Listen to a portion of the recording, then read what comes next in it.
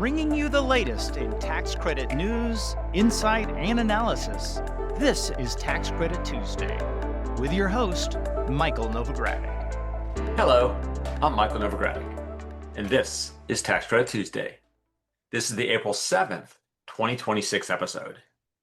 As our audience on YouTube can see, my guest this week is my partner, Greg Clements.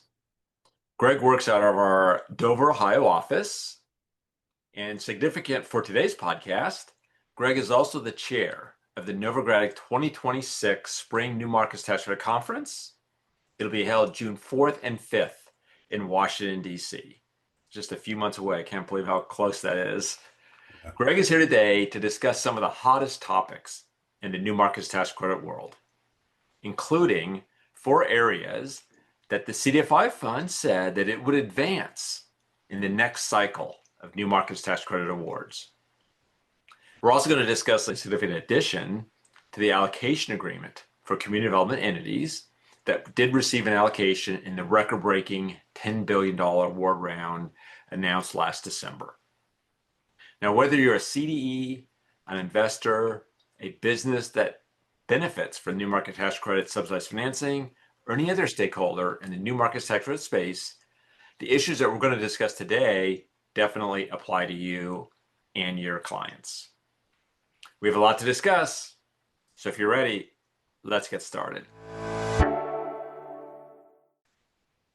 Greg, welcome back. This is your 4th appearance on the podcast. That said, it's your first since 2024. So first of all, welcome back, and hopefully I didn't say something or do something back in 2024 that scared you away. Not at all, Mike. Thanks for having me again. So since it has been a while since you've been on the podcast, please describe some of the services that you provide to Novogradac clients. Sure. My team and I provide services in the new market tax credit space, the renewable energy tax credit space, historic tax credit, and opportunity zone spaces. And in those areas, we provide financial forecasting and consulting services on getting financings to closing. We also provide audit and tax services. And for new market tax credit and opportunity zone compliant areas, we also perform compliance testing. And historics, my team routinely does cost certifications for the tax credits as well. Excellent, thank you. And as I noted in the introduction, and as you and I discussed in preparing for the podcast, the CDFI fund and Treasury noted in the December New Market Tax Credit Awards announcements last year, they announced 4 areas that they said they would further advance in the next NMTC cycle. And those 4 areas have gotten a lot of attention in the new market tax credit community. And those 4 areas are, first, this is the order in which they were listed, not that they necessarily listed them in a priority of importance, but first was affordable housing development, so housing. Second, small business growth and expansion. Third, domestic manufacturing and reliable job-producing projects. And then fourth, rural hospitals and essential community health infrastructure. Now, given those 4 areas, and given the fact that the CDFI fund did announce that they would seek to further advance those 4 areas in the next new market tax credit cycle, there's every expectation that many of the applicants in the next cycle will be focused on one of these 4 areas. So I wanted to have you share your thoughts on each of these 4 areas, and we'll go through these one by one. We'll start in the same order as the CDFI fund listed in their announcement, and that's affordable housing development. For those who are part of our audience that are interested in affordable housing development, share some of the ways in which new market tax credits can be used to further affordable housing development. Sure. Yeah, financing affordable housing with new markets is not something that's new. It's been done before. there are some hurdles you have to manage and navigate with regard to the Quilligby test, but they can be done. And there are groups out there who make it their entire business to assist financing of affordable housing with new markets. A couple of things that need managed are the active test. A qualified active low income community business has to remain active. And so having a pipeline of houses to build and to sell is important during the compliance period.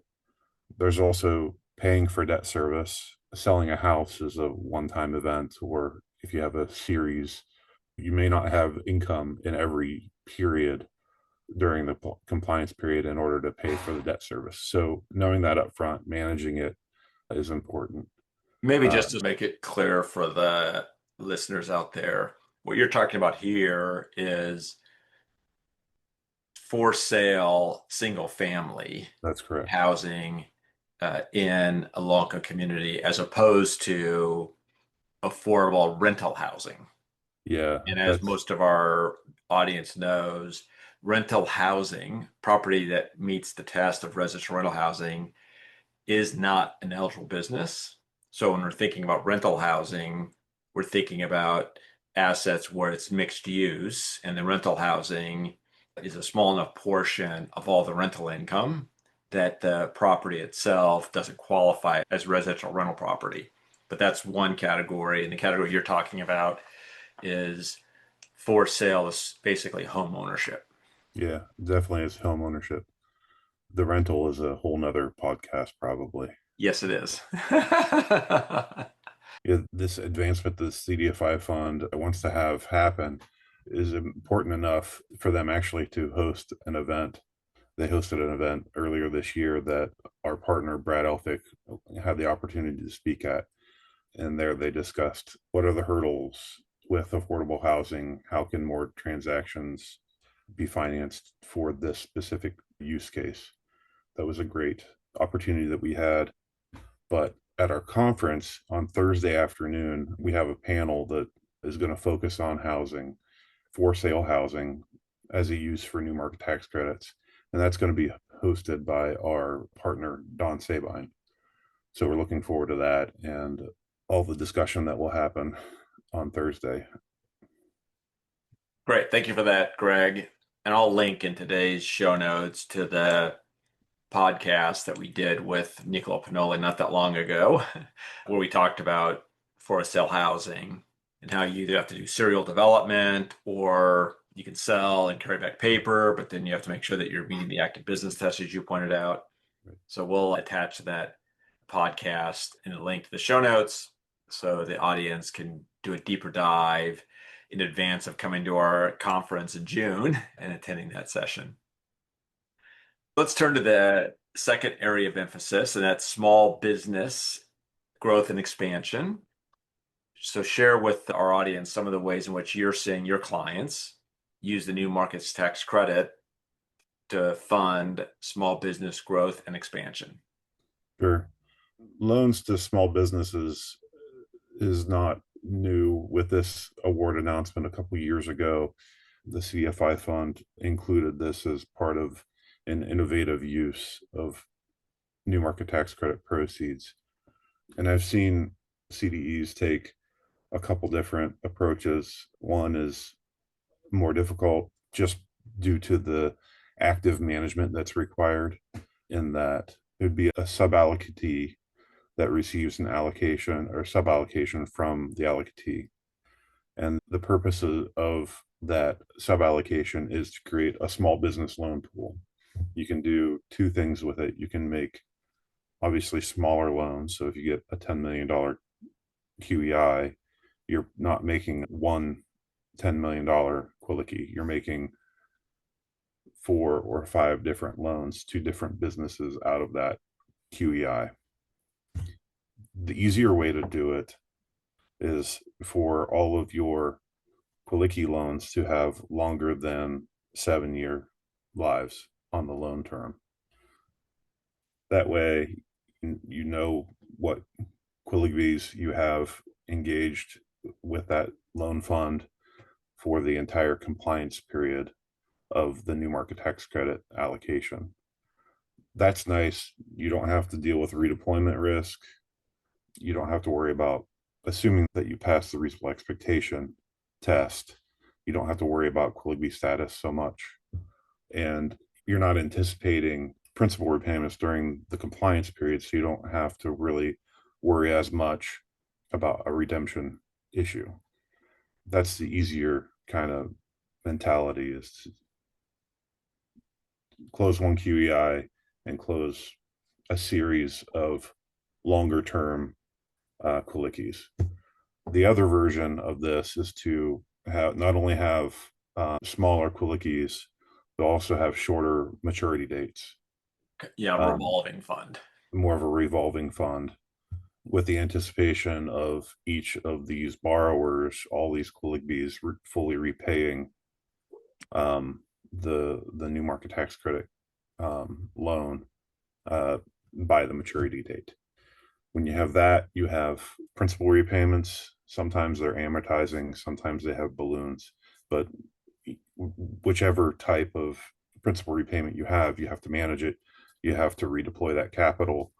You have to keep the cash segregated from the principal, from the interest, and you have to have mechanisms in place in order to manage that. And so you're not caught up with a big compliance issue as you're trying to spread out this new market tax credit allocation to more end users. So 2 ways to do it. I think the reason people went to the fund approach is to minimize upfront closing costs. So you're not having closing costs for a $2 million deal or a $4 million deal. You have one closing, and then to the borrower, it's pretty seamless. It's like getting a loan from any other financial institution, but with a couple extra things that they have to agree to not do. So explain to me, when you say the fund concept, do you mean turning to the revolving fund concept or the 7-year term loan fund concept? I would include both of those. Okay. Yeah. And that's just for the upfront closing costs, for the cost to prepare a financial forecast, all the legal opinions, those kind of costs. As long as the Quilickies fit inside of a box that is crafted, designed at the original time of closing, the closing of the Quilicki loans is a much simpler process. Got it. So you're focused on the fact that the fund is making multiple loans versus a single loan to a single qualified business, that they are going to be aggregating all the different loans into one fund to get some economies of scale to address the real challenge of small business loan funds, which is the underwriting of each individual loan and how you have to underwrite compliance. And the cost of underwriting compliance don't change very much based upon the size of the loan. That's right. That's right. Great. Thank you for that. And our really astute and long-term members of our audience may recall that Greg was on for a podcast back in 2023, the pros and cons of new market tax credit small business loan funds. So I will include a link to that podcast from back in 2023 for those in our audience interested in learning more about small business loan funds, whether that revolving loan funds or not. Yeah, we do have a panel on Friday of the conference that's going to do a pretty deep dive in small business loan funds as a strategy for managing your allocation authority. Boy, you might be thinking that maybe our conference was designed to be somewhat responsive to the 4 points that Treasury put out. The world will never know. Oh, I think they'll know. It just won't be confirmed. Let's go to the third area of emphasis. That's domestic manufacturing and reliable job producing projects.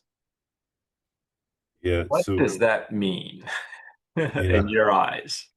In my eyes, it means it's really an ask from the CDFI fund to help finance more manufacturing jobs and more manufacturing transactions. With new markets, most of our listeners will already know this, but it is a place-based incentive. So there's been a lot of real estate that's been financed with new markets. And underwriting a real estate transaction is a lot different than underwriting an operating business or a manufacturing business for that matter. But manufacturing transactions have been a popular asset class for new markets for a while. There are plenty of manufacturing transactions. They're attractive because they provide and create both construction jobs and more permanent jobs. And a lot of times the financing of equipment comes into some technical questions about how long the debt can be and things of that nature. But it is possible to manage the underwriting process. Even though the transactions that I've been a part of have been financed, not all the manufacturing transactions that have been around have been successful. And so the workout of manufacturing financing is a little bit different than typical workout deals, especially if they're real estate. So instead of having a building that you have to sell, you have a building and then all this equipment that you have to deal with as well. And for a manufacturing company, a lot of times they have equipment that does a lot of different things. And so to find the right person to step into the shoes of the original management's a little bit more interesting and can take a little bit longer. And are you speaking from experience? Yeah, I Okay. am. Yeah. That's what it sounded like. I thought you were. I just want to make it clear. Yep. In my experience, I've seen some equipment ended up getting mothballed Interesting. as a result.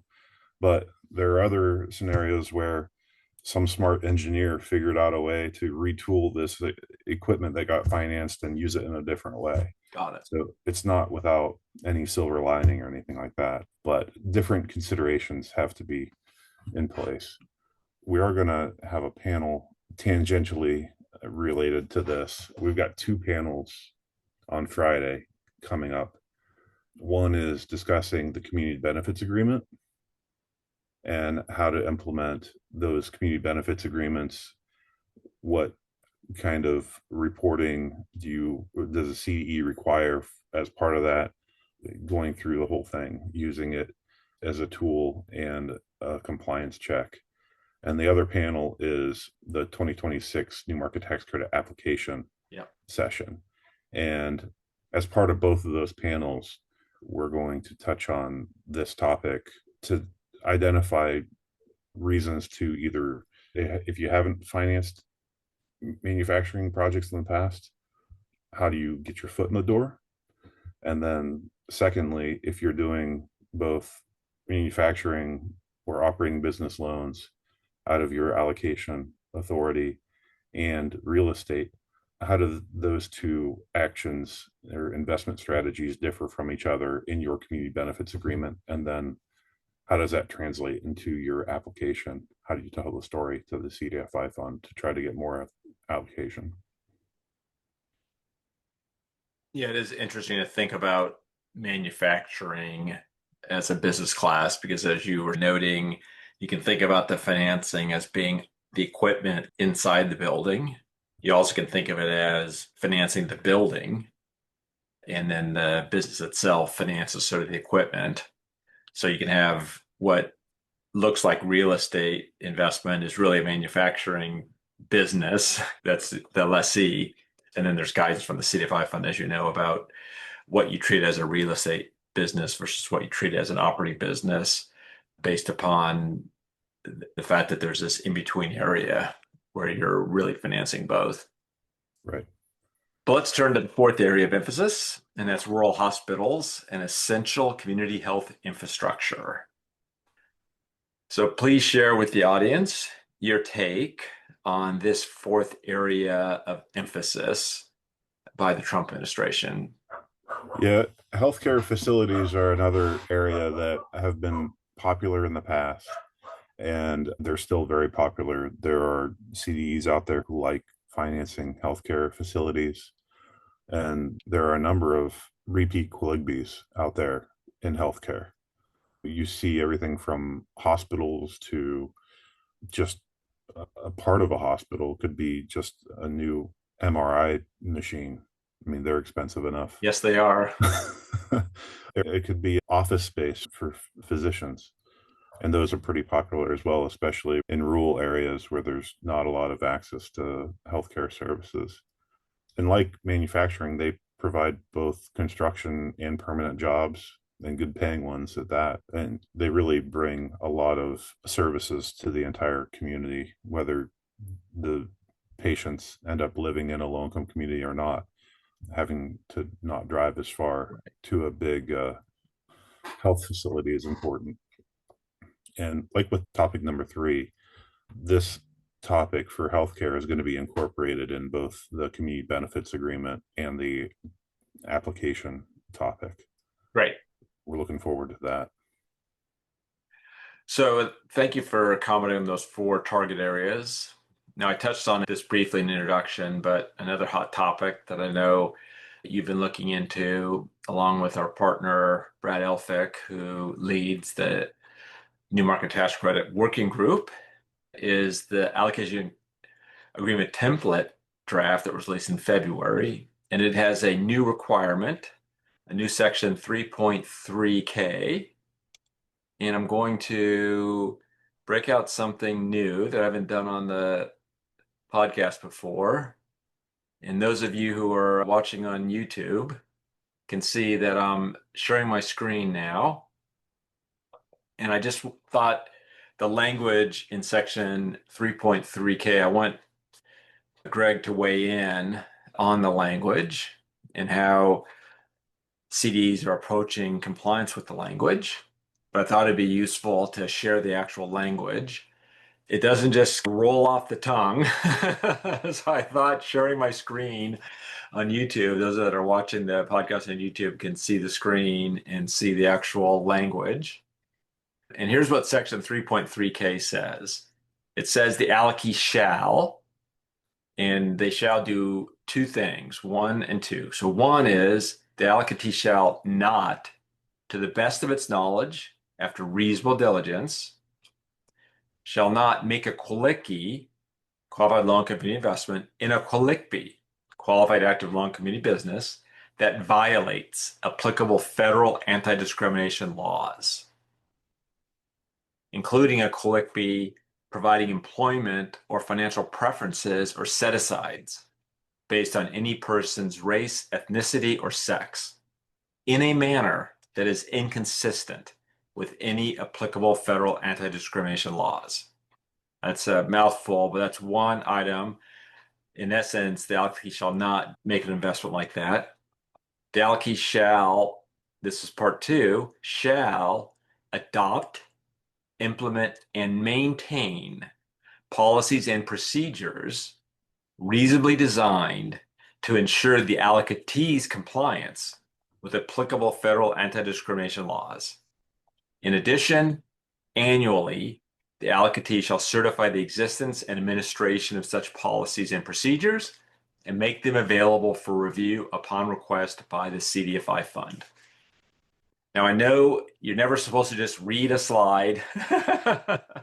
And those of you YouTube just saw me read a slide. Obviously, those of you that are following without the video just heard me read the slide. But I thought it was important to actually say what the actual section 3.3K says. So then we can talk about how the broader New Market Tax Credit community is seeking to comply with these requirements. I'll stop sharing screen now. And Greg, if you could share a bit about the work that our partner, Brad Elphick, has been doing on this front, I know our audience will appreciate it. Yeah.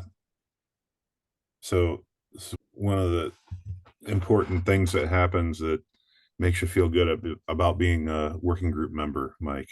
Yes, it is. When something new comes up, the working group led by Brad Elphick is taking it up and working through it.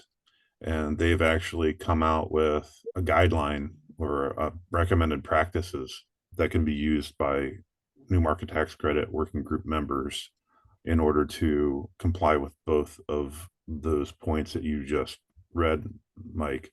So this recommended practice and sample language document, it lays out 3.3K in addition to a couple of other sections in the allocation agreement that are applicable. but mostly focuses on 3.3K. And it has a list of recommended questionnaires or questions that are to be asked of Quiligby and or sponsor entity at the due diligence phase to make sure that they're not running afoul of the first question or the first thou shall not. And then in addition to questionnaire, there is sample language for policies and some procedures around the second point of thou shall keep compliance for yourself. And I've talked to a lot of my CDE clients, and I'm fortunate enough that most of my CDE clients are working group members. So they've shared with me that they are going to probably lean towards this recommended practice and sample language document that the working groups provided. So I think if you are listening to this and you're not a member, but think that this would be valuable, I think the whole working group is valuable, but you can reach out to me, you can reach out to Brad or any of our other partners to inquire about becoming a working group member. We'd love to talk to you about it. And actually, we're having an in-person working group meeting at the conference the Wednesday before the conference. So reach out to myself or Brad or any of the other Novogradac partners to talk to us about joining the working group. We'd love to have you. Great. Thank you for that, Greg. And I would just emphasize that one of the reasons Brad kind of led the effort working with a number of the legal members of the working group was to try to develop some uniformity, some consistency in the new market tax credit community in terms of how to comply with the various requirements. So it's a great effort and great work that Brad led. So thank you, Brad. We've talked about a lot of key topics, and you've mentioned the conference in Washington, D.C. in June, Greg. Anything else you wanted to share about the conference? Oh, a few things, Mike, if you have some time. I have the time. All right. So we have a very interesting keynote speaker, which I'm looking forward to. Yes, I am too. Chairman Jason Smith is going to be joining us for a keynote speech. Chairman of the House Ways and Means Committee, joining us again this year, joined us last year. Very lucky to keep him. Yes. And we also have some other, probably the most popular sessions, I would call it, are the Thursday morning sessions. The Washington Wire is always a big hit. Show up early, make sure you get a seat. I think Mike normally does his political predictions, which is always entertaining and good value. And then right after that, we have the state of the equity market, where you'll have a bunch of the large financial institutions and investors in the new market space talking about what they're seeing as the state of the market. Some other panels that we're having include the crucial wind down. So whether that's after the compliance period or the crucial wind down that no one expected to happen in the middle of the compliance period, both of those will be talked about. And then we have another panel that we haven't talked about yet today, is our NMTC Plus. So this is a panel that is your financing stack has a component of new markets in it, but it's not the only thing. So it could be new markets in historic, could be new markets in renewable energy. It could be a myriad of things. So we're going to be talking about that. We do have 2 pre-conference workshops that are very good. I always hear good things about them. The first is an all-day session. It's our new market tax credit basics. So if this is your first conference, I would encourage you to tack a day on and come to Wednesday. That'll get you some good foundation for Thursday and Friday. And for our more seasoned new market tax credit conference attendees, we have the new market tax credit compliance workshop Wednesday afternoon. And this is going to focus on compliance, mostly from a CDE perspective. In addition to that, we have... And there's more? Yes, I know. In addition to that, we have our announcement of Quillickie of the Year Awards. That is an award that Novogradac gives out to businesses that were financed using new market tax credits. And We have multiple categories, so you can hop on our website and check out all the previous award winners, but we will be handing those out at the conference. And we have one more award that we hand out during this conference, and that is the Bob Ibanez Award. And that is going to be presented this year as well. Former award winners from the Bob Ibanez Award have been Robert Jenkins and Gina Nesbeth. So I'm excited to see who will win the award this year. Excellent. Thank you for that, Greg. And I'll include your contact information in today's show notes so folks can reach out to you for any services that they need in the areas that you described. And I'll remind everyone to also consider joining the New Market Tax Credit Working Group. Greg, do stick around for the off-mic section. But before we get to that, I want to encourage our audience to subscribe to Tax Credit Tuesday on whichever platform or platforms you get your podcasts. I myself get my podcasts on more than one platform. Also, on whichever platform you're watching or listening, please take a moment to like and comment on the episode. And also, please do share episodes of Tax Credit Tuesday with your colleagues. I encourage you also to share them on social media with any insights that you particularly liked from them. And if you do share them on social media, feel free to tag me. I'm easily found on various social media, so include a tag to me as well. And if I see it, I'll retweet it or otherwise repost it. And if you have any questions about this episode or future episodes that you think we should be covering, topics that is, please email those ideas to contact@novoco.com, or you can also reach out to me on social media. And with that, let's turn to the off-mic section. We like to use this space to give a shout out to others working in the tax credit and tax incentive communities. It's an opportunity to highlight a professional worthy of recognition. So Greg, who would you like to shout out? I would like to give a shout out to Andrew Wheely. Andrew is an attorney at Baker Hostetler in Cleveland, Ohio. And I've worked with him on new market tax credit, renewable energy tax credit, and historic tax credit transactions in the past. And I enjoy working with him. So kudos to Andrew, and keep up the good work. Great. Thank you as well, Andrew. Thanks for all the great work, and thanks for working with us here at Novogradac. We've enjoyed working with you and seeing your great work. So hopefully we'll be seeing you at one of our conferences soon. And with that, Greg, thank you for being on the podcast today. Thanks for sharing your knowledge in the new market tax credit space. I probably won't see you in person until that conference, but I look forward to it. And I'll also want our audience, if you're listening now and you end up going to the conference, please take a moment to come up and say hello to Greg and to me. And to our audience, I'm Michael Novogradac. Thanks for listening.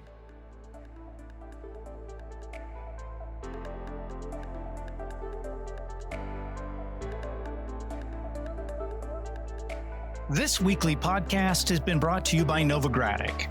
Archived podcasts are available online at www.novoco.com/podcast or by subscribing to the Tax Credit Tuesday podcast in iTunes, Spotify, YouTube, and Radio Public. You can find related links referenced in this podcast on our website at www.novoco.com/podcast. Novogradac is a national certified public accounting and consulting firm with offices nationwide. Learn more about our professional services at www.novoco.com.